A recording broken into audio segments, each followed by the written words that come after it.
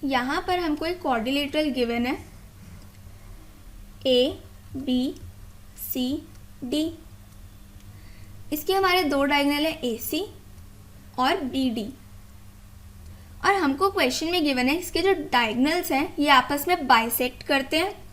Bisect करते हैं यानी कि मान लो ये पॉइंट हमारा ओ है तो ये पॉइंट इन दोनों डायगोनल को इक्वली डिवाइड करता है। यानी कि यहाँ पर ए ओ हमारा ओ सी के इक्वल है और बी ओ हमारा ओ डी के इक्वल है। और हमको ये भी गिवन है कि ये आपस में राइट एंगल पर बाइसेक्ट करते हैं। यानी कि ये जो एंगल्स हमारे बन रहे हैं ये सारे एंगल हमारे 90 डिग्री के हैं।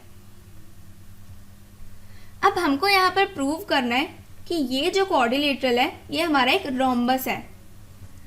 रोम्बस यानी कि वो पैरेललोग्राम जिसकी चारों ही साइड आपस में इक्वल होती हैं।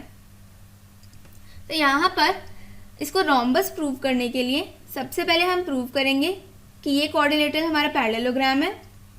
उसके बाद हम इसकी चारों साइड्स को इक्वल प्रूव कर देंगे। उससे पहले हम इसको नोट कर लेते हैं।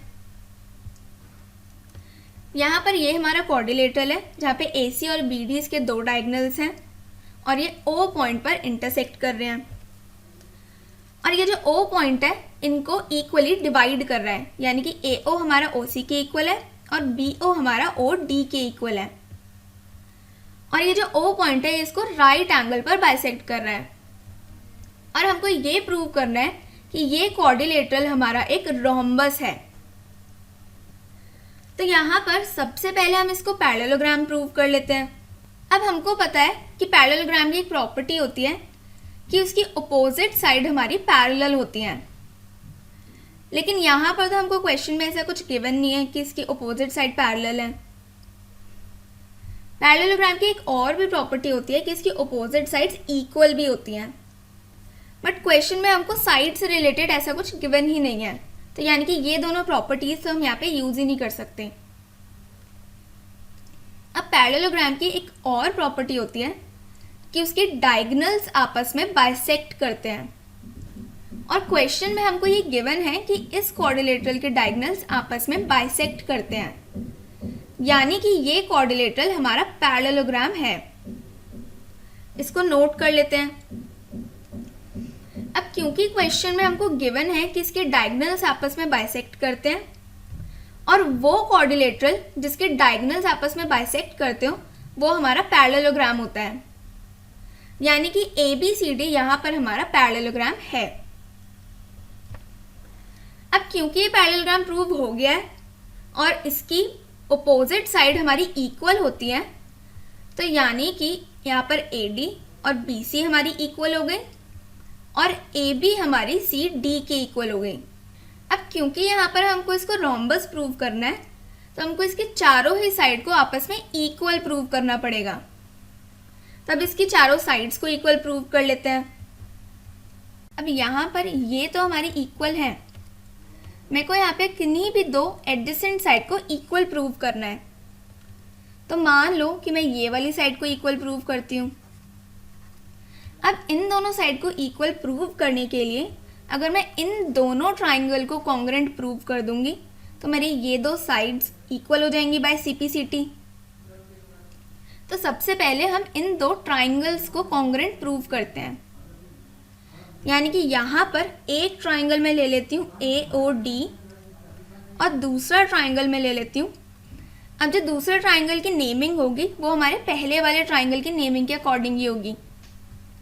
इन दोनों ट्राइंगल्स में मेरी ओ डी साइड कॉमन है और ये वाले जो ट्राइंगल का नेम लिखा है यहाँ पे ओ डी हमारा पीछे की साइड लिखा हुआ है। यानी कि इस ट्राइंगल में भी ओ डी हम पीछे की ही साइड लिखेंगे। और यहाँ पर तीसरी वर्टेक्स है हमारी सी। यानी कि दूसरे ट्राइंगल का नेम हमारा हो जाएगा ट्राइंगल सी ओ डी। यानी कि मैंने एक ट्राइंगल लिया है ये वाला और दूसरा ट्राइंगल मैंने लिया है ये वाला। अब इन दोनों ट्राइंगल में मेरी ओ ए साइड ओ सी के इक्वल है क्योंकि अभी हमने प्रूव किया है कि इसके डायगोनल्स आपस में बाइसेक्ट करते हैं। यहाँ पर angle A O D angle C O D के इक्वल है क्योंकि क्वेश्चन में हमको गिवन है कि ये दोनों 90 डिग्री हैं। और यहाँ पर OD साइड हमारी कॉमन है, यानी कि ये दोनों ट्राइंगल हमारे कॉन्ग्रेंट हो गए बाय SAS कॉन्ग्रेंसी रूल। अब क्योंकि ये दोनों ट्राइंगल हमारे कॉन्ग्रेंट हैं तो यहाँ पे AD साइड हमारी CD की इक्वल हो जाएगी बाय CPCT। अब ये वाली साइड हमारी इसकी इक्वल हो गई और AD हमारी BC के भी इक्वल थी, यानी कि ये वाली साइड इसके भी इक्वल हो गई। अब ये वाली साइड हमारी इस साइड के भी इक्वल थी और ये साइड इन दोनों की इक्वल है, यानी कि AB भी हमारी इन दोनों की इक्वल होगी। तो ऐसे हमारी ये चारों ही साइड इक्वल प्रूव हो गई।